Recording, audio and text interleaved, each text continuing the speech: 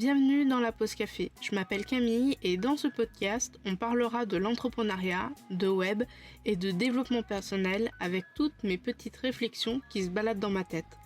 Tu peux retrouver la pause café sur les plateformes de podcast, donc si tu veux écouter les épisodes, n'hésite pas à t'abonner. Hello et bienvenue du coup dans ce nouvel épisode de la pause café. Aujourd'hui, un épisode spécial, étant donné qu'il est lié à un article qui est lui-même très spécial, vu qu'il découle en fait d'un live que j'ai fait il y a une semaine sur YouTube. Je me suis mise un petit peu au live sur YouTube et Twitch. Pourquoi Twitch ? Parce que j'aime beaucoup cette plateforme et que j'utilise déjà extrêmement énormément. Mais je fais aussi des lives du coup sur YouTube et j'ai prévu d'en faire peut-être un par mois, peut-être un toutes les 2 semaines, peut-être un tous les 2 mois, je ne sais pas. Mais voilà, je voulais t'annoncer que du coup, il va y avoir des lives de temps en temps sur YouTube, donc tu seras prévenu sur Instagram et en newsletter si des fois c'est pas des lives un peu en mode inopiné. Dans cet épisode de podcast, je te mettrai le lien vers le replay du live et je te mettrai aussi le lien dans la description de l'épisode de l'article de blog. Je vais te parler aujourd'hui de comment bien choisir son nom de domaine. En fait, c'est une question que beaucoup de personnes se posent devant leur écran et c'est une question que je ressens. On me la pose pas forcément dans mes prestations de service, mais c'est vrai que quand j'ai des rendez-vous avec des clientes, souvent, elles me posent la question, est-ce qu'il vaut mieux que je fasse ça comme ça ? Est-ce qu'il vaut mieux que je l'écrive comme ci, etc., etc. Donc, du coup, aujourd'hui, je te fais un épisode de podcast sur le sujet. Par exemple, moi, j'ai mon site internet qui s'appelle camille-davidp15.fr. Je suis en train actuellement de faire la boutique de template à l'heure où j'enregistre du coup cet épisode de podcast. Et j'ai dû chercher un nom. Ça a été très très compliqué parce que je suis vraiment super nulle pour trouver des noms. Et finalement, je suis partie sur un truc vraiment très basique. J'ai simplement fait un sous-domaine boutique. Parce que finalement, je me suis dit ça servait totalement à rien de faire un autre site internet avec un autre nom, comme si c'était une autre entité, comme si c'était une autre entreprise, alors que je souhaite vraiment que la boutique de template fasse partie du Camille-David-P15. C'est vraiment une offre que je propose en plus pour mon persona, pour ma cible en tout cas qui est débutante, qui n'a pas les moyens, qui n'a pas spécialement envie aussi de déléguer la création de son site, et je comprends parfaitement la notion de je veux faire mon site toute seule parce que je sais que j'en suis capable et voilà. Donc j'ai préféré mettre un sous-domaine boutique.camille-davidp15.fr. Si jamais tu vas aller faire un tour sur la boutique, n'hésite pas à aller la voir. Et du coup, dans cet épisode, je vais te proposer plusieurs points de comment bien choisir son nom de domaine et des petites astuces. La première chose, c'est de faire sa liste. En fait, je vais partir du principe que tu as zéro idée de nom de business. Parce que bien souvent, notre nom de domaine, c'est notre nom d'entreprise, c'est notre nom d'entrepreneur, c'est notre nom de business. Choisir un nom de domaine, c'est donc partir de zéro, ne pas forcément avoir de business, de nom, en tout cas pour notre business. Et donc du coup, ce que je te recommande, c'est vraiment de faire une liste. C'est tout bête, mais c'est affreusement efficace. Tu vas lister les mots qui te viennent en tête, des mots en rapport avec ton propre nom, des mots en rapport avec un souvenir très fort en toi, des mots en rapport avec ta thématique, des mots qui peuvent par exemple faire des jeux de mots. Par exemple, il existe un site qui s'appelle What the fuck, donc c'est vraiment What the fuck en mode genre la what, la laine, de et fuck l'animal. Et du coup, quand on le prononce What the fuck, ça fait vraiment... Voilà, je trouve ça très très drôle. Et tous leurs produits ont des noms très drôles comme le t-shirt M'en fiche, avec écrit fiche F-I-S-H, parce qu'il y a un poisson sur le t-shirt, ou encore Si j'aurais avec le si de la site bricolage. Et franchement, j'adore ce site, j'adore la com, j'adore leur compte TikTok parce que je les ai découverts sur TikTok. Et il y a vraiment des perles en termes de t-shirts, donc bien souvent, j'aime bien commander chez eux pour des anniversaires. Je commande pas bien sûr tous les jours, mais... Par exemple, pour mes frères, pour les anniversaires, c'est vrai que j'aime beaucoup commander chez eux parce que leur nom de domaine, leur identité de marque, ils l'ont jusque dans leur nom de domaine et c'est juste incroyable. Et tu peux faire une liste encore avec des mots qui représentent une ambiance. Donc ça, c'était le premier petit point de cet épisode. Le deuxième point, c'est vraiment les 3 règles d'un nom de domaine. Et encore 3 règles, non, ça fait plus 4 du coup. Il aura fallu que je corrige ça, donc je vais corriger ça de suite. Donc c'est les 4 règles d'un nom de domaine. La première règle d'un nom de domaine, c'est qu'on oublie les accents. Dans le web, les accents n'existent pas. C'est trop compliqué à gérer et donc ça n'existe pas.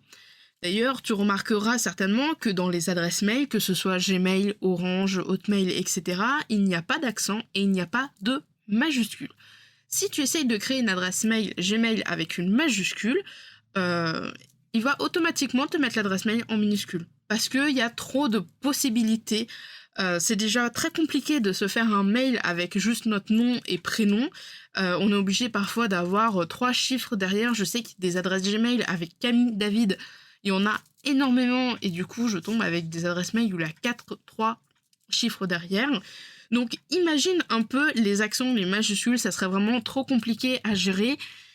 En plus de ça, pour le côté du coup nom de domaine, mais bon, nom de domaine, ça fait aussi avec les mails. C'est vraiment très compliqué à gérer aussi pour les autres sites. Il faut qu'il y ait une norme dans les mails. C'est obligatoire parce que t'imagines bien que si avec Gmail on met des majuscules et on met des accents, bah, quand tu vas rentrer ton mail par exemple sur des sites, l'URSSAF, les impôts ou la FNAC, Cultura, Boulanger, bah, si les gens qui font ces sites-là marchands n'ont pas créé la possibilité de convertir les accents ou de prendre en compte les accents, ça va être vraiment l'enfer. Donc du coup il y a une norme, toutes les adresses mail sont en minuscules et pas d'accent. Et c'est également la même chose pour les noms de domaine. Un autre petit truc à éviter que je n'ai pas fait, c'est on évite les tirets. On évite les tirets du 6 dans les noms de domaine. Parce que la plupart des gens vont l'oublier. Et parce que c'est super dur à dire un nom de domaine avec un tiret. Ou alors il faut vraiment que tu aies un tout petit nom de domaine du style, je sais pas, 2-1 ou voilà, un truc vraiment qui reste en place. Mais je sais que moi, par exemple, et je l'ai très bien vu quand je me suis lancée, c'était une très très mauvaise idée de lancer mon entreprise avec le nom de domaine que j'ai pris pour mon portfolio. Faut savoir que Camille-David P15, je l'ai depuis très très longtemps, étant donné que pour notre BTS, il fallait qu'on fasse un portfolio en ligne codé à la main, et donc il nous fallait un nom de domaine. On pouvait prendre un nom de domaine gratuit. Moi, j'ai préféré prendre un nom de domaine payant parce que je me suis dit ça peut toujours servir pour faire un portfolio plus tard pour les entreprises. Et parce que j'ai toujours su que j'allais potentiellement en avoir besoin. Je pense que tu commences à me connaître. Je suis quelqu'un qui a 36 000 idées et 3 000 projets en même temps. Je me suis forcément dit, ok, forcément ça va me servir un jour ou l'autre. Ça coûte pas très cher un nom de domaine. Avant, j'étais sur Yonos. Je le payais par mois. Je devais payer 3-5 euros. Parce que j'avais juste besoin d'un nom de domaine et d'un hébergement tranquille, vu que c'était que un site fait en HTML et CSS. J'avais pas encore mis un petit peu de PHP et de SQL dedans, pour ceux qui connaissent les langages. Mais quand je me suis lancée, je me suis dit, bah écoute, je vais le reprendre. Camille, David, P15 avec le tiret. C'est un nom de domaine que j'ai déjà depuis 3 ans, bon, je le fais.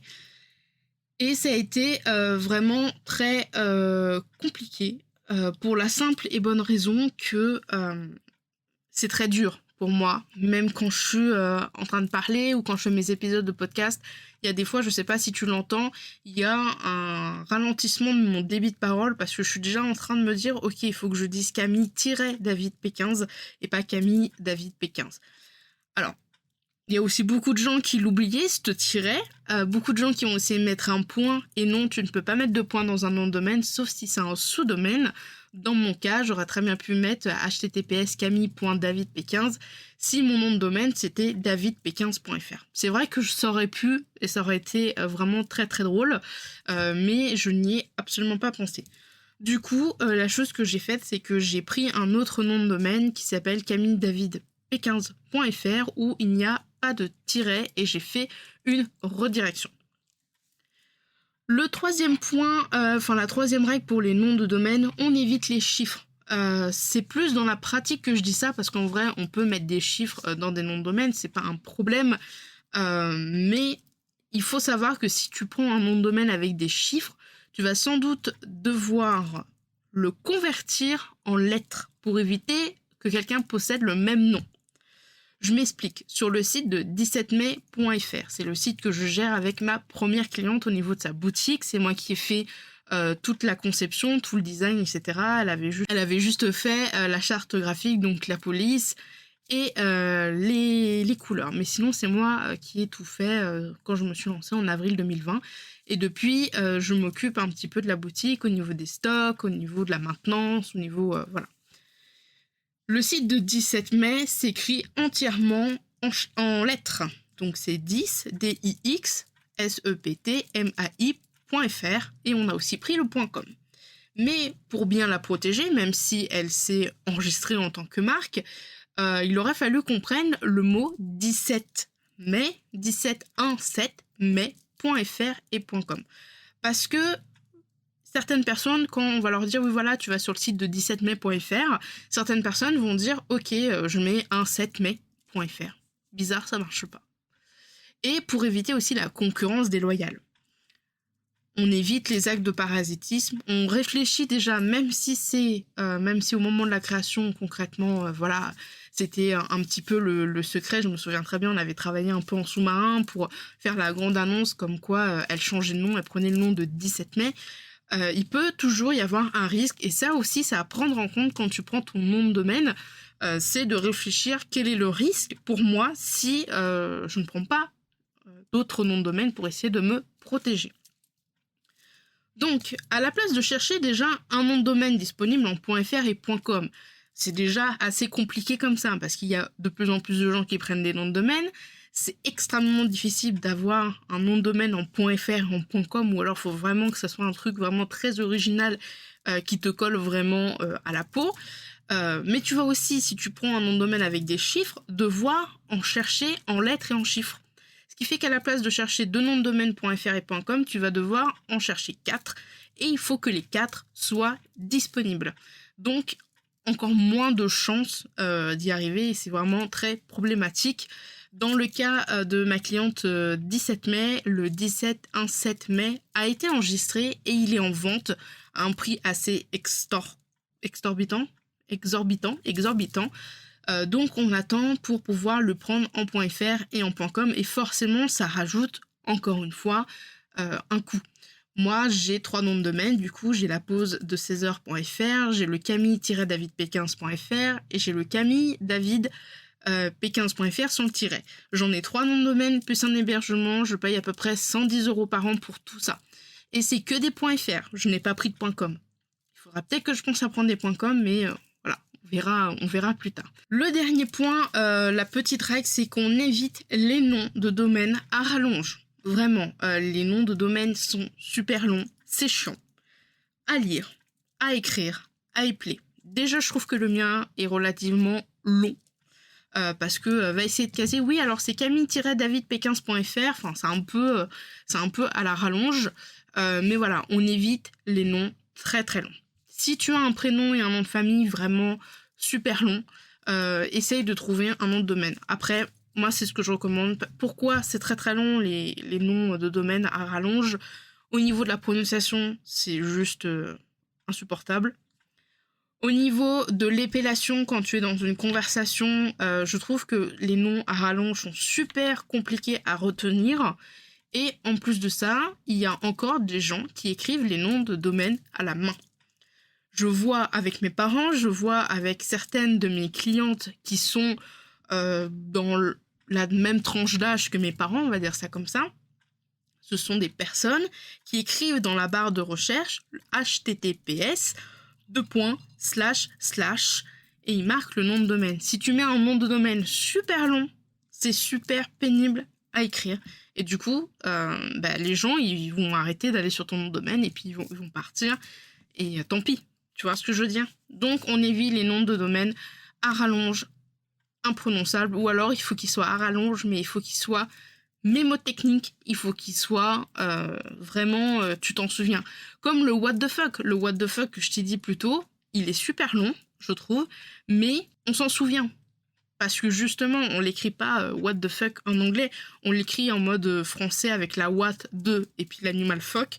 Et du coup, c'est mémotechnique, ça se retient bien, c'est drôle, donc les gens, ils peuvent facilement retenir. Troisième point de cet épisode de podcast, c'est on vérifie sa disponibilité. Une fois que tu as trouvé le nom de domaine parfait, il faut encore regarder s'il est disponible. Et là, ça va être un petit peu plus corsé.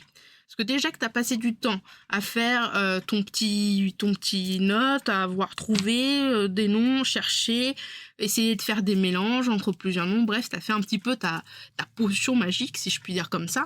Il faut encore voir si c'est réalisable et si c'est disponible.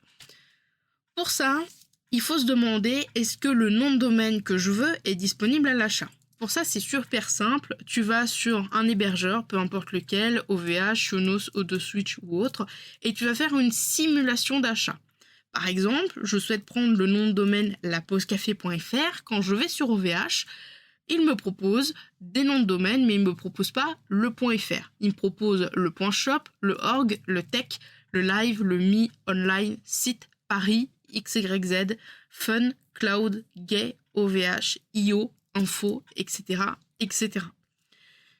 Il y a un truc qui est vraiment assez dingue, c'est qu'il existe des noms de domaine. Quand tu vas aller voir, quand tu vas tester ton nom de domaine, tu vas peut-être voir que il y a une extension, on appelle ça une extension, .fr, le .com, le .u, le .org, c'est une extension, on appelle ça, à des milliers d'euros. Par exemple, le pausecafé.com, il est à 2261,21 €. Oui, tu as bien entendu, et c'est vraiment pas une erreur. En fait, il existe un métier où les gens achètent des noms de domaine pour les revendre, un peu comme un système de vente aux enchères, et c'est principalement avec les noms qui ont vraiment des noms, la pause café, je veux dire, c'est quelque chose de courant. Si tu fais le test sur OVH avec le nom serrurier, tu vas voir plusieurs choses. Tu vas t'apercevoir qu'il y a certaines extensions, notamment le shop, le XYZ et le .eu qui peuvent monter vraiment super cher. Le EU, il est disponible pour 5638 €. Le XYZ, il est disponible à 4199 € et le .shop est disponible à 116,26 €. Donc, comme tu peux le voir, voilà, c'est pas parce qu'il est disponible que forcément tu vas pouvoir l'acheter, tout dépend du prix, mais c'est comme ça et on n'y peut rien. Mais bon, on va partir du principe que ton nom de domaine est disponible à l'achat, il faut encore vérifier s'il n'y a pas une marque déposée. Et là, il faut se poser la question, est-ce que avec mon nom de domaine et donc mon nom de business, entre guillemets, est-ce qu'il y a une marque qui est déposée? Pour ça, c'est assez simple, il va falloir que tu ailles sur le site de l'INPI. Je te mettrai le lien dans l'épisode de podcast et il va falloir que tu ailles dans la base des marques. Et là, il va falloir que dans la barre de recherche, tu mettes le nom de ton nom de domaine que tu souhaites avoir. Pour ma part, moi, j'ai mis la pause café et je remarque plusieurs choses sur la pause café. C'est qu'il y a énormément de produits et services de type de marques qui sont avec la pause café dans plusieurs produits et services. Quand tu vas lancer ta marque, en tout cas quand tu vas déposer ta marque, il va falloir que tu coches dans quel type de produit-service tu veux qu'elle soit protégée. Tu peux prendre tous les types de produits-services que tu veux du moment que tu payes, il n'y a pas de souci là-dessus. Donc, la pause café est disponible dans les appareils et instruments, appareils d'éclairage, les produits d'imprimerie, le cuir, la peau d'animaux, ustensiles de ménage, les vêtements, la viande, le café, le thé, la bière, l'eau minérale, la publicité et les gestions d'affaires, l'assurance et services bancaires, la construction et la mise à disposition, la télécommunication, le sciage de matériaux, l'éducation, l'information, le divertissement, l'évaluation, les techniques et les services de restauration. Donc nous, ce qu'on va faire, c'est qu'on va se concentrer sur les 3 domaines pour lesquels la pause café, mon podcast, est principalement, on va dire, en lien. Pour moi, je pense que la pause café est en lien avec la thématique de la télécommunication, l'éducation et la publicité. Dans la télécommunication, en fait, je vais remarquer qu'il n'y a qu'un seul résultat. et ça s'appelle la plus grande pause café. Faut savoir que quand tu vas mettre ton nom de domaine dans la barre de recherche de l'INPI, tu ne vas pas forcément chercher le nom de domaine écrit comme il est. Il va aussi te donner d'autres choses, autres que des marques. Il va aussi te chercher les brevets, il va te chercher les entreprises, mais il va te sélectionner tout ce qui concerne, on va dire, ton nom de domaine que tu as mis. Moi, j'ai mis la pause café et il m'a trouvé une marque qui s'appelle la plus grande pause café, qui est une marque semi-figurative, donc c'est-à-dire que semi-figurative, il y a du visuel en tout cas. C'est pas que une marque audio comme le Toudoum de Netflix, il y a du visuel. C'est une marque déposée en couleur, donc le logo qui est une tasse à café avec écrit la plus grande pause café et écrit sur un gobelet bleu, écriture blanche. Il y a la classification des éléments, donc c'est-à-dire sur quoi on se base. Et ça nous met aussi le déposant. Donc, qui est-ce qui a déposé la plus grande pause café ? Eh ben, c'est le SAMU social de Paris, groupement d'intérêt public, 35 avenue de Courteline à Paris. Et ça a été fait par Madame Corinne Cézanne, 59 du Ledru-Rollin, à Ivry-sur-Seine. Et cette marque a été enregistrée en septembre 2019. Et le dépôt de l'INPI, c'est celui du 92. Elle expire en septembre 2029, c'est valable 10 ans. Attention cependant, 2 petits points que je veux vraiment te dire avant de passer au résumé, à la conclusion du coup de cet épisode et de cet article qui est assez court finalement. C'est si tu souhaites avoir un nom de domaine et qu'il est juste disponible en .fr et qu'il n'est pas disponible en .com ou vice versa, genre t'as le .com mais tu peux pas prendre le .fr, tu peux avoir des soucis. Personnellement, j'évite et je recommande à mes clientes de prendre le nom de domaine que s'il est disponible en .fr et en .com. Quitte à faire une redirection plus tard, il n'y a pas de souci, mais voilà, je conseille de vraiment avoir les deux pour ne pas avoir de problème. Voilà. On ne sait pas de quoi l'avenir est fait, ça se trouve cette personne va déposer la marque avec son nom de domaine en .fr, elle pourra peut-être t'attaquer en justice parce que tu as utilisé le .com. Et du coup, toi, tu vas devoir changer de nom de domaine, tu vas migrer le site, enfin, ça va être vraiment très compliqué. Donc, si tu vois que tu as un nom de domaine en .fr qui est disponible, mais que le .com, il est pris par un autre site, évite. Ça évitera les problèmes plus tard.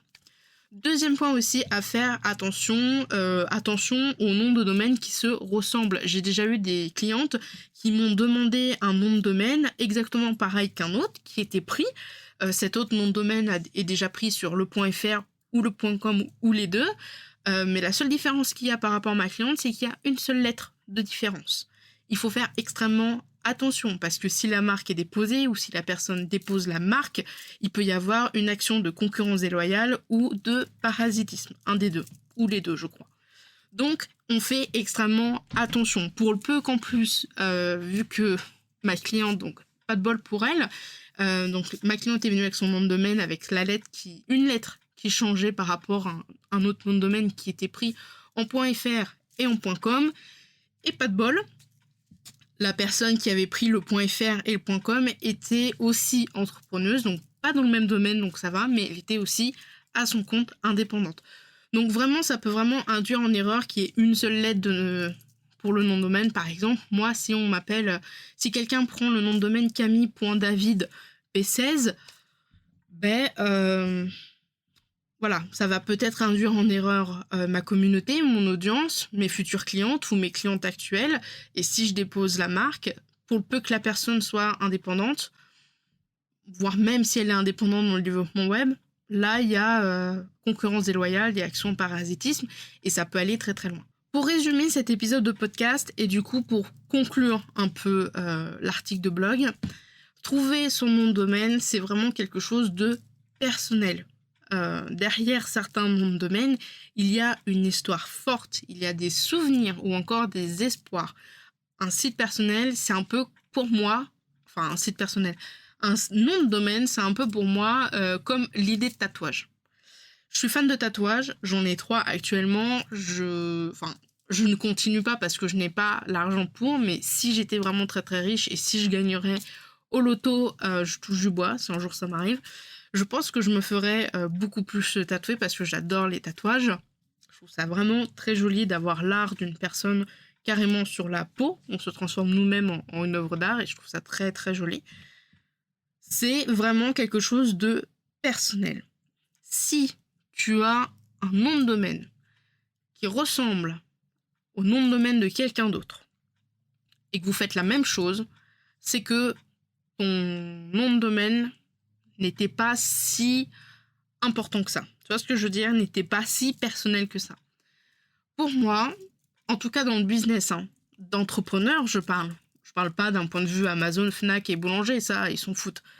Mais d'un point de vue entrepreneuriat, freelance, indépendante, etc., le nom de domaine, c'est vraiment le nom de ton entreprise. Et donc, tu ne peux pas te permettre d'avoir un nom qui est comme quelqu'un d'autre ou que quelqu'un d'autre pourrait prendre. C'est ton nom, c'est toi, c'est ta personne, en fait. C'est toi l'image de marque de ton entreprise.